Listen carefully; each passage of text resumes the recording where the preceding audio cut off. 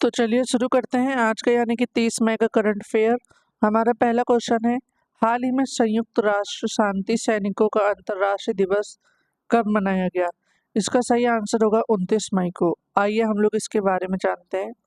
29 मई को हर साल मनाए जाने वाले संयुक्त राष्ट्र शांति सैनिकों के अंतर्राष्ट्रीय दिवस पर हम अंतर्राष्ट्रीय शांति और सुरक्षा के प्रति सैनिकों के असाधारण योगदान का सम्मान करते हैं। 1948 में पहले संयुक्त राष्ट्र शांति मिशन की स्थापना के बाद से 2 मिलियन से अधिक शांति सैनिकों ने 71 मिशनों में सेवा की है, जिससे देशों को युद्ध से शांति तक नेविगेट करने में मदद मिली है।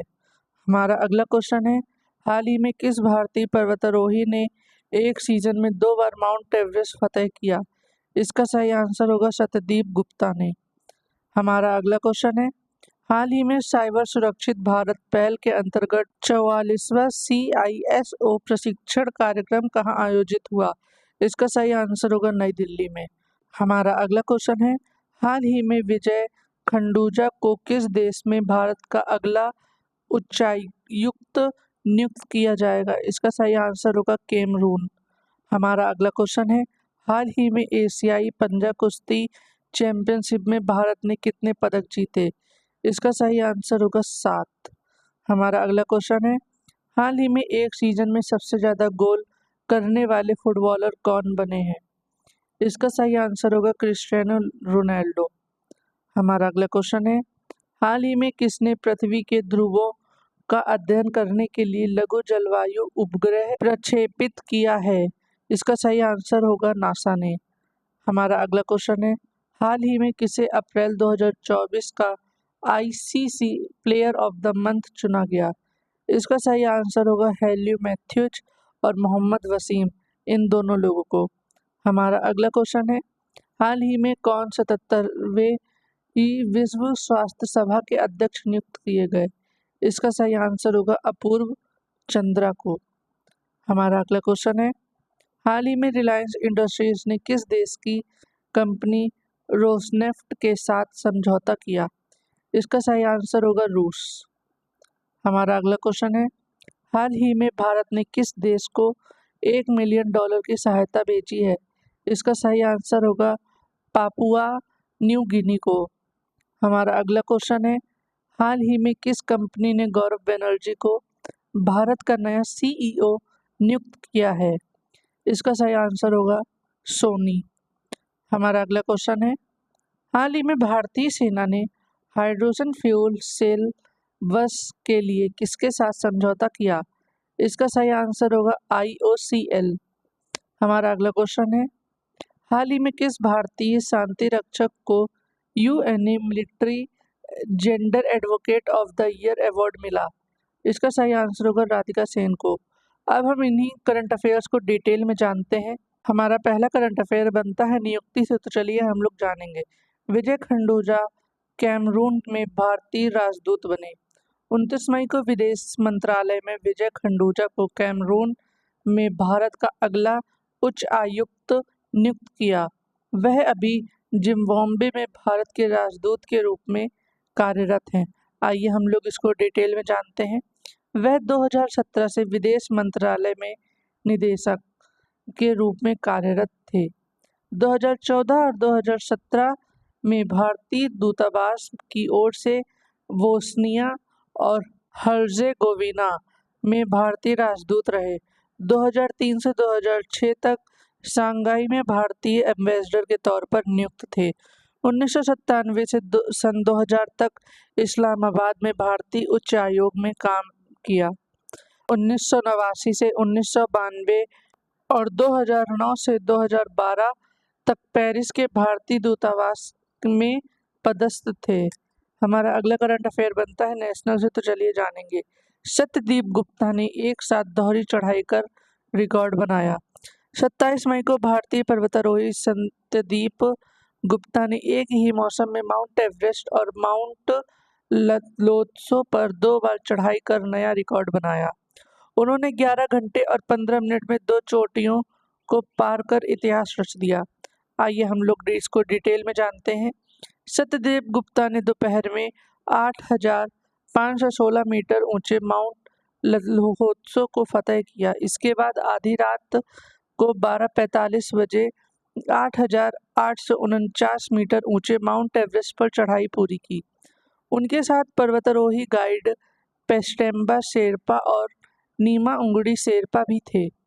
इससे पहले सत्यदीप ने 21 मई को माउंट एवरेस्ट और 22 मई को माउंट लहोत्से पर चढ़ाई की थी।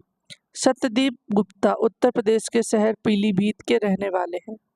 हमारा अगला करंट अफेयर बनता है बिजनेस से, तो चलिए जानेंगे।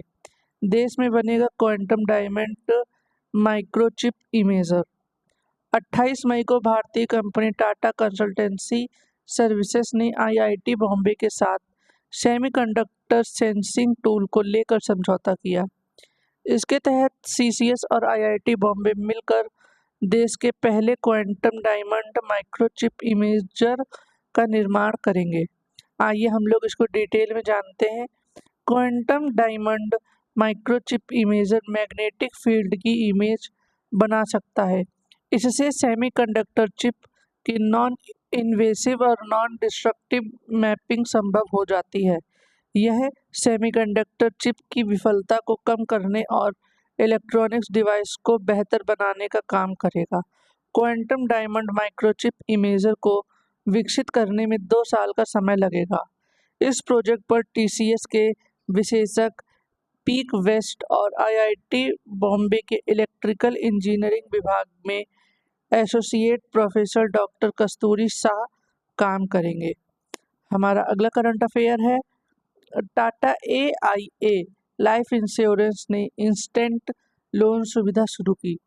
28 मई को टाटा एआईए लाइफ इंश्योरेंस ने एक नई सर्विस शुरू की है, जिसके जरिए पॉलिसी होल्डर्स तुरंत 1 लाख रुपए तक का लोन ले सकते हैं।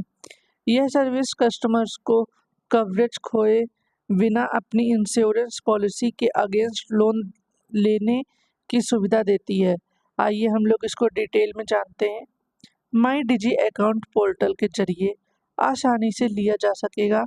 इसके जरिए 1 मिनट के अंदर कस्टमर के अकाउंट में लोन की राशि जमा हो जाएगी। यह सर्विस मिनिमम पेपर वर्क के साथ तुरंत लोन मिलने के हिसाब से तैयार की गई है। इनमें 10.80% की सालाना ब्याज पर लोन मिलेगा। लोन लेने के लिए किसी भी तरह के क्रेडिट चेक की ज़रूरत नहीं होती। हमारा अगला करंट अफेयर बनता है स्पोर्ट्स से, तो चलिए जानेंगे। रोनाल्डो ने सबसे ज़्यादा गोल करने का रिकॉर्ड बनाया।